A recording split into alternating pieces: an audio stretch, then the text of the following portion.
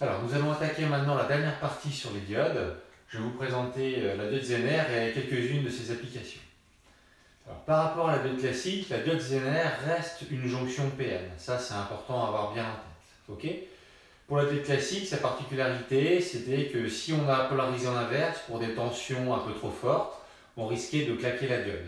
D'accord? C'est-à-dire qu'ensuite, là, il y avait un trop fort courant qui passait en polarisation inverse, qui dégradait la jonction PN.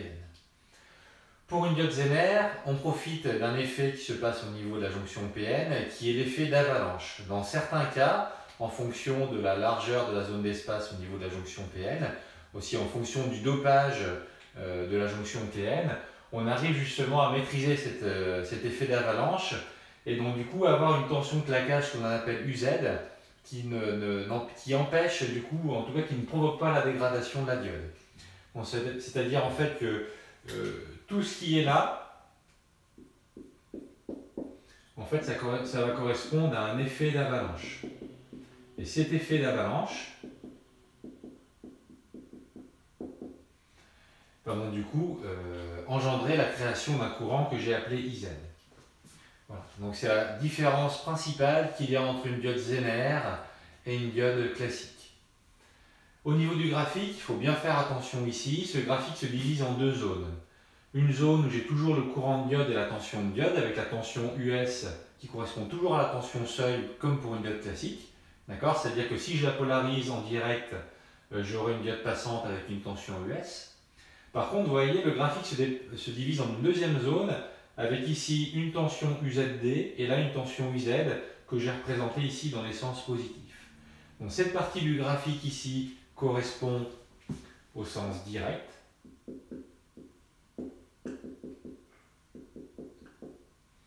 Et la partie que j'ai ici va correspondre au sens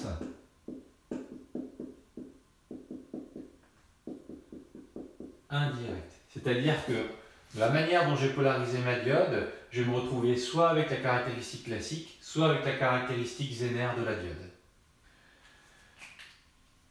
On voit ici, sur ce graphique, que la tension UZ est bien supérieure à la tension US. Donc ça veut dire qu'on va voir ça peut avoir des applications très intéressantes, notamment, on va en parler un peu plus en détail, au niveau de la régulation de tension ou de l'écrêtage de signaux sinusoïdaux. D'un point de vue applicatif, dans l'étude d'un circuit, je vais donc avoir deux configurations pour ma diode Zener, selon que je suis en polarisation directe ou en polarisation indirecte. Alors, si je dessine ma diode Zener en polarisation directe, donc polarisation directe,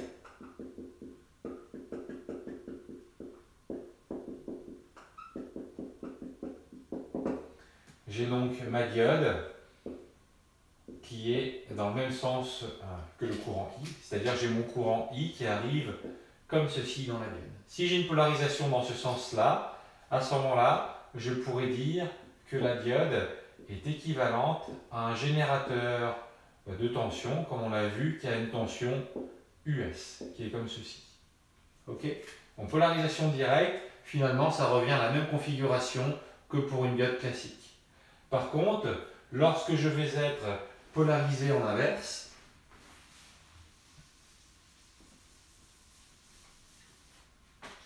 pour la polarisation en inverse,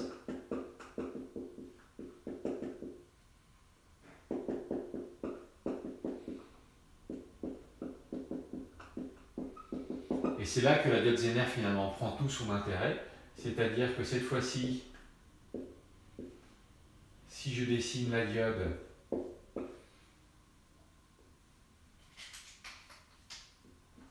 avec le courant I qui l'attaque dans ce sens-là, cette fois-ci, en fait, je vais m'occuper de l'autre caractéristique de la diode et je pourrais, dans ce cas, remplacer ma diode par un générateur de tension UZ. Voilà. Donc ça, d'un point de vue applicatif, la différence majeure entre une diode classique et une diode Zener se trouve au niveau de la caractéristique en polarisation inverse. Si la diode est polarisée en inverse, elle n'est plus bloquée, elle représente un générateur de tension UZ. Par contre, pour les tensions comprises entre UZ et US, on a une diode qui reste bloquée, bien entendu. Alors, ce que l'on va faire maintenant, c'est que je vais faire un petit résumé des situations ici, et on va voir justement comment la diode Zener peut nous aider à faire de la régulation de tension ou du lissage de signaux.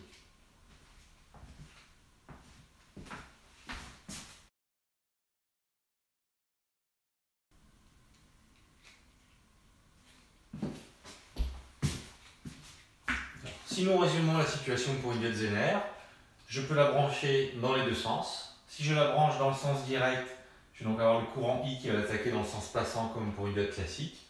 Je m'occuperai donc de la caractéristique classique d'une diode, avec la tension de seuil US. Si la diode est passante, j'aurai donc ici ma diode qui sera remplacée par un générateur de tension UD.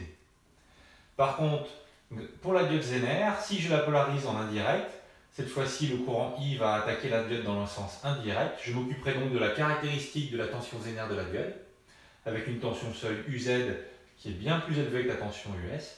Et dans ce cas-là, je remplacerai le générateur par une source de tension UZ.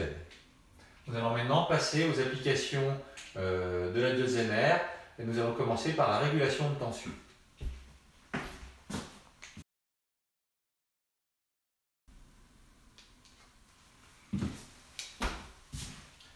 Alors, nous allons voir maintenant la régulation en tension avec une diode Zener. Finalement, on voit que le montage ressemble à ce qu'on a déjà vu avec la diode classique. Ici, je vais brancher une diode Zener en parallèle sur une résistance R2, la résistance R2 pouvant être la charge que je veux piloter en tension.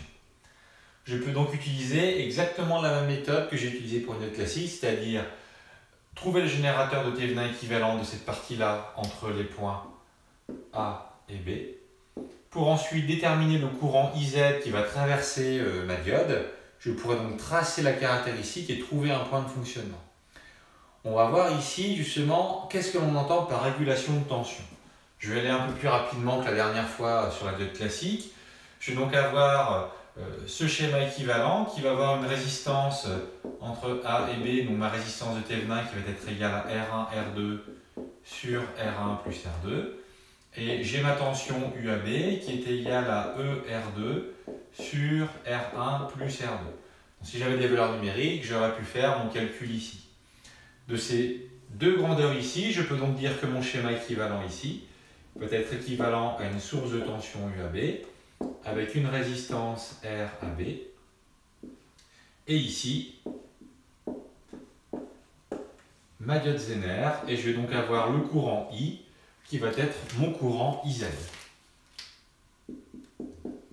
J'ai une maille classique, exactement comme d'habitude.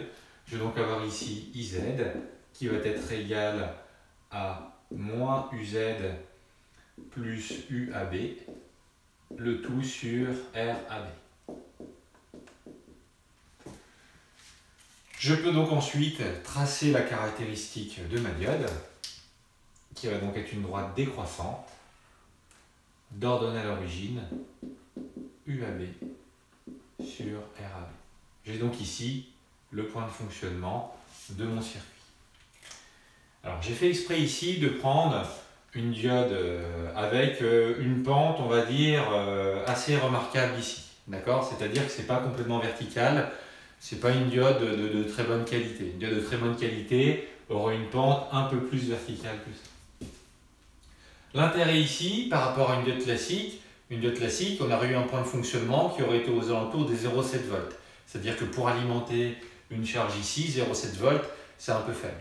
D'accord ? Si c'est pour alimenter des lampes, des moteurs, il nous faut des tensions un peu plus fortes. D'accord ? C'est l'intérêt de la diode Zener, c'est qu'elle a une tension UZ qui peut être de l'ordre de 6 volts, 10 volts, 20 volts, 30 volts. On peut aller jusqu'à plusieurs dizaines de volts en tension Zener et donc alimenter une charge grâce à une diode Zener qui a besoin de plusieurs dizaines de volts. L'intérêt ici, quand on parle de régulation de tension, c'est de pouvoir stabiliser la tension et de pouvoir un peu s'isoler des perturbations que l'on peut avoir au niveau du générateur. C'est-à-dire que si la tension E au niveau du générateur a des petites fluctuations, on va voir graphiquement ici qu'elles vont moins se répercuter sur la tension de bande de la diode. D'accord ? On a vu que UAB c'était égal à E R2 sur R1 plus R2. Donc si E varie, UAB varie. Si UAB varie, je vais avoir ici mon ordonnée à l'origine qui va aussi bouger. D'accord ? Donc c'est-à-dire que si j'ai E on va dire E1 qui est égal à E plus delta V, d'accord? Je vais donc avoir ici une ordonnée à l'origine UAB, j'aurai UAB1 qui sera supérieure à UAB. J'aurai donc une droite qui sera au-dessus. Là, j'aurai mon ordonnée à l'origine UAB1 sur RAB. Si cette fois-ci, j'ai une tension E2 qui a varié de E moins delta V, je vais donc cette fois-ci avoir UAB2 qui va être inférieur à UAB. Dans ce cas-là, je vais donc avoir une droite toujours parallèle à l'autre, mais avec du coup une ordonnée à l'origine qui sera en dessous de la valeur nominale. Donc j'ai finalement cette plage de variation pour ma tension E. Ce qui va se passer, c'est si je regarde au niveau de la diode, UZ, je vais finalement avoir une plage de variation, on va appeler ça ici un delta UZ. Je vais avoir un delta UZ qui va être relativement étroit. C'est-à-dire que là, vous voyez, pour des grandes variations, des variations assez importantes de E, je vais me retrouver avec des variations de UZ qui peuvent être relativement petites. Si j'ai une diode de très bonne qualité qui a une pente quasiment verticale, vous voyez que plus la pente sera verticale, plus le delta UZ, lui, va se réduire. J'ai donc fait de la régulation de tension, c'est-à-dire que j'ai isolé ma charge des éventuelles variations que peuvent subir le générateur. Voilà, c'est l'un des intérêts principaux de la diode Zener, c'est de pouvoir stabiliser la tension d'une charge et d'isoler des éventuelles perturbations que pourra avoir notre source de tension ici. Ce que l'on va faire maintenant, c'est qu'on va étudier une maille classique avec une diode Zener et une source de tension alternative pour voir comment justement la diode Zener peut écréter un signal.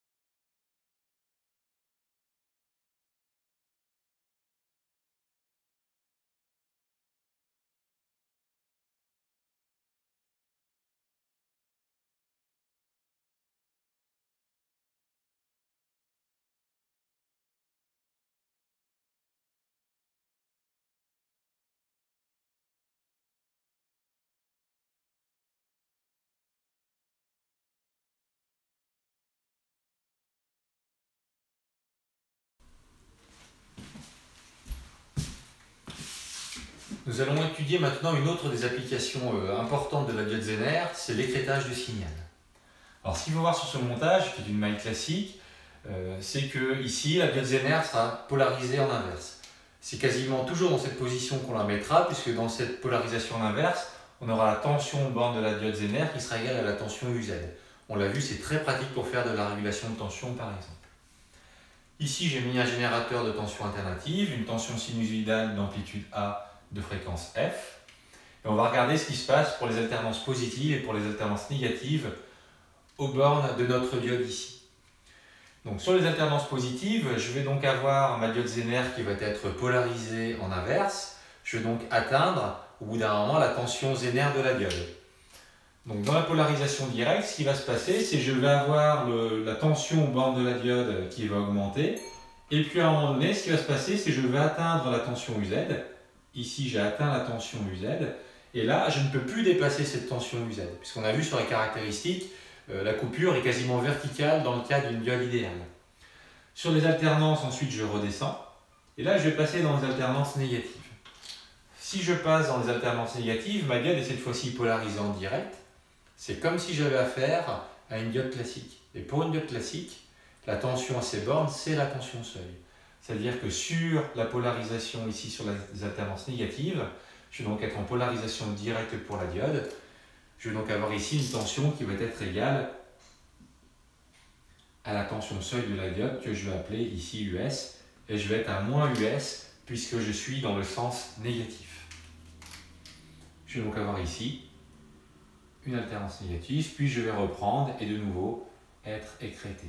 Donc voilà une des autres applications de la diode Zener ici, c'est faire de l'écrétage de signal, et c'est par exemple éliminer une partie de variation d'un signal qui pourrait endommager un composant par exemple en coupant tous les dépassements.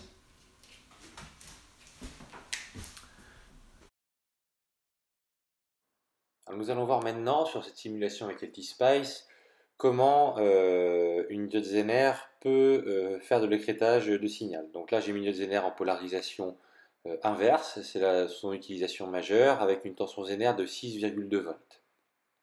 Je lance la simulation et je vois que mon signal ici augmente jusqu'à 6,2 volts. Maintenant je vais changer la valeur de la diode Zener. Je vais en choisir une parmi toute une liste de diodes ici. Je vais prendre par exemple, admettons, 10 volts. Voilà, je vais relancer la simulation. Et là, on remarque que cette fois-ci, la tension de claquage de la diode Zener étant de 10 volts, j'ai le signal qui écrète jusqu'à 10 volts. Je vais changer de valeur. Je vais prendre par exemple voilà, 4,7 volts. Je vais relancer la simulation. Et on remarque cette fois-ci on a un écrêtage plus bas. Donc un des intérêts majeurs de la diode Zener, c'est de pouvoir écréter un signal et par exemple protéger certains éléments de pics de tension. Alors dans cette partie de la simulation, nous allons voir comment une diode Zener permet de faire de la régulation de tension. Alors ici j'ai fait un montage avec un générateur de tension de 12 volts, une diode Zener classique toujours polarisée en inverse, et puis une résistance de 1 kΩ avec une tension de claquage VZ de 6,2 volts. Une résistance de 500 ohms et une charge de 1 kΩ. Donc là ce qu'on va faire, c'est qu'on va lancer la simulation pour regarder justement quelle sera la tension. Donc on voit ici j'ai une tension d'environ 6,2 volts. Ça correspond à peu près à la tension aux bornes de la diode Zener, ce qui est normal puisque ma résistance est en parallèle avec ma diode, elle prend donc la même tension que la diode Zener. Ensuite, je vais revenir ici et je vais faire une petite variation de mon générateur de tension, je vais le passer de 12 volts à 13 volts. Voilà. Donc je regarde les variations, cette fois-ci je suis sur quelque chose qui n'a quasiment pas bougé. D'accord? Donc a priori, avoir changé de 1 volt la tension du générateur n'a quasiment pas changé la tension de la résistance puisqu'il est quasiment de 6,2 volts. Cette fois-ci, je change dans l'autre sens, je vais mettre du 11 volts. Je vais relancer la simulation et on remarque cette fois-ci que la tension n'a quasiment pas changé. Donc on remarque que là, grâce à la diode Zener et à sa tension de claquage d'environ 6,2 volts dans cet exemple, ça me permet pour une charge d'avoir une tension qui est stabilisée, même si la tension de la source de tension ici varie de plus ou moins 1 volt.